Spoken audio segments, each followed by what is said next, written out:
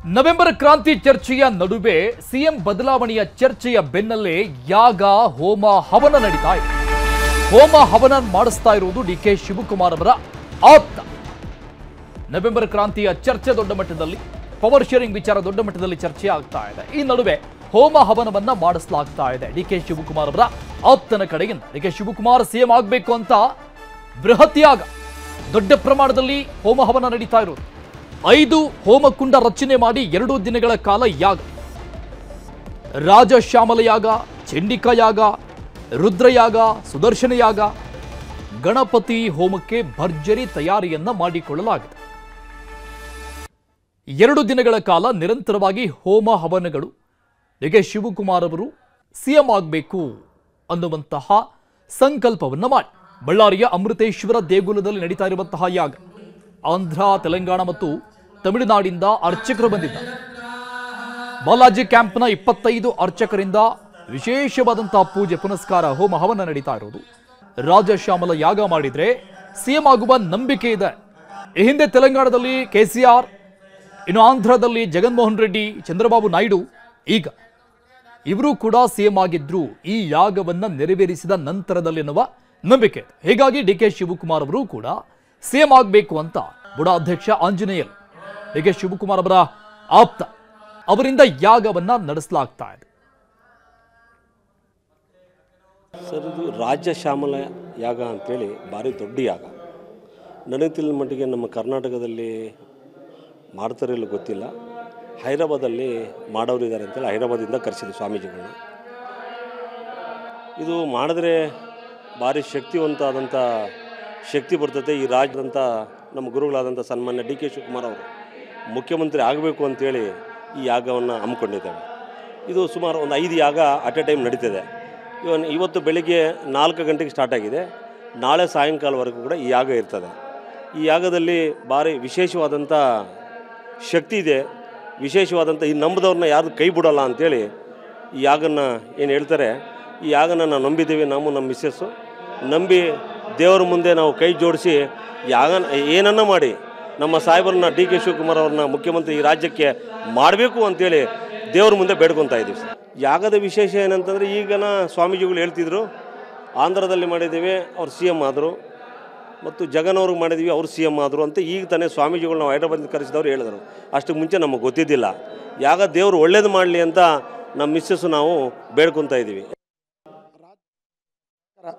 D K Shivakumar ಸಾರು ಒಂದು ಸಲ ಖಂಡಿತ ಅವರು ಈ ರಾಜ್ಯ ಮುಖ್ಯಮಂತ್ರಿ ಆಗಬೇಕು, ಅತಿ ಶೀಘ್ರ ಅವರು ಆಗೇಬೇಕು ಅಂತ ಒಂದು ಉದ್ದೇಶಕ್ಕೋಸ್ಕರ ಸಾರು ದಂಪತಿಗಳು, ಆಂಜನೇಯ ಸಾರು ದಂಪತಿಗಳು ಸಂಕಲ್ಪ ಮಾಡಿದ್ದಾರೆ.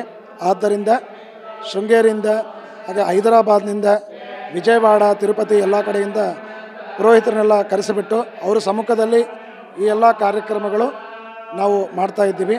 ಇವತ್ತಿನ ದಿನ ಬೆಳಗ್ಗೆ ಸಂಕಲ್ಪ, ಗಣಪತಿ ಪೂಜಾ, ಪುಣ್ಯಾಹವಚನ, ಕಲಶಸ್ಥಾಪನ, ಕಂಕಣಧಾರಣ, ಋತುಕರಣ, ಆಮೇಲೆ ಈಗ ಗಣಪತಿ ಹೋಮ ಆಗ್ತಾಯಿದೆ.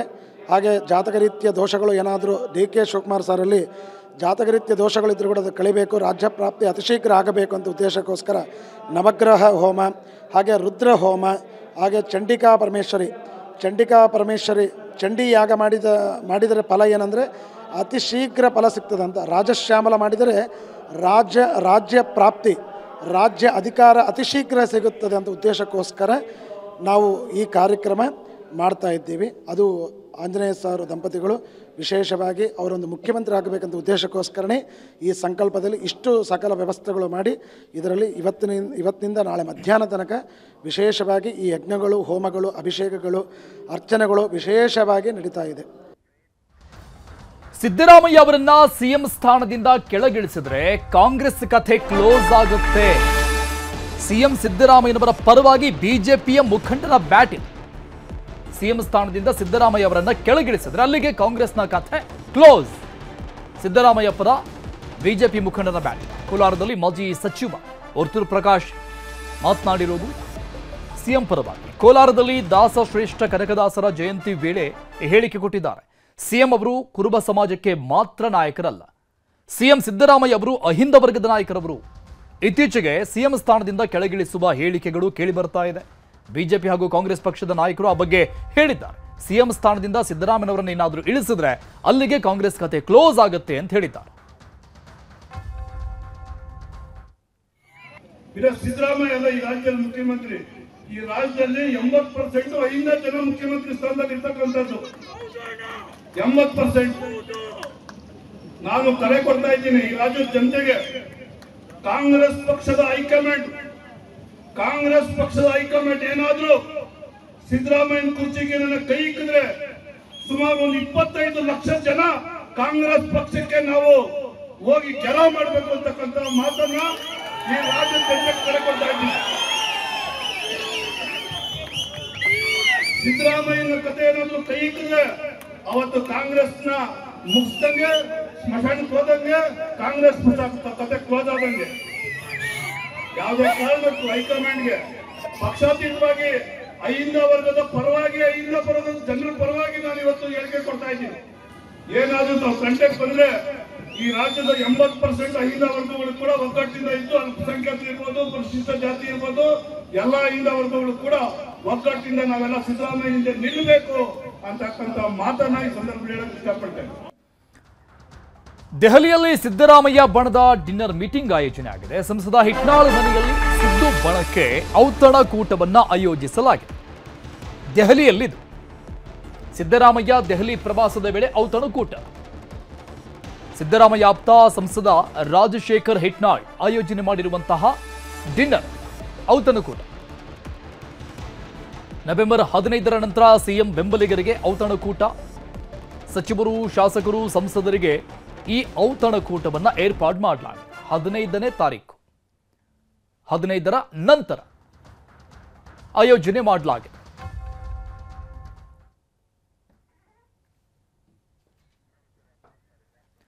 ಸಂಸದ ರಾಜಶೇಖರ್ ಹಿಟ್ನಾಳ್ ಸಿಎಂ ಸಿದ್ದರಾಮಯ್ಯನವರ ಆಪ್ತ ವಲಯದಲ್ಲಿ ಗುರುತಿಸಿಕೊಂಡಂತಹ ನಾಯಕರು.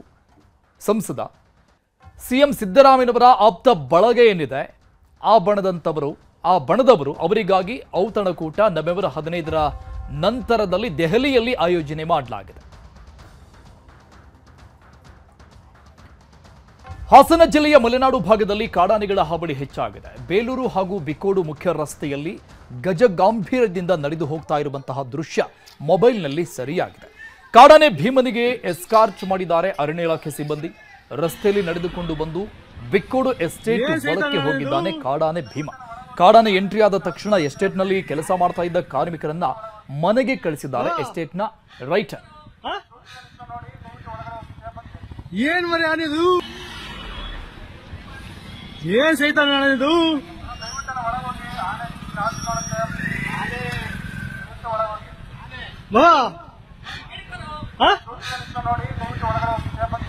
ಏನ್ ಮರಿ ಆನಿದು, ಏನ್ ಸೈತಾನ ಆನಿದು.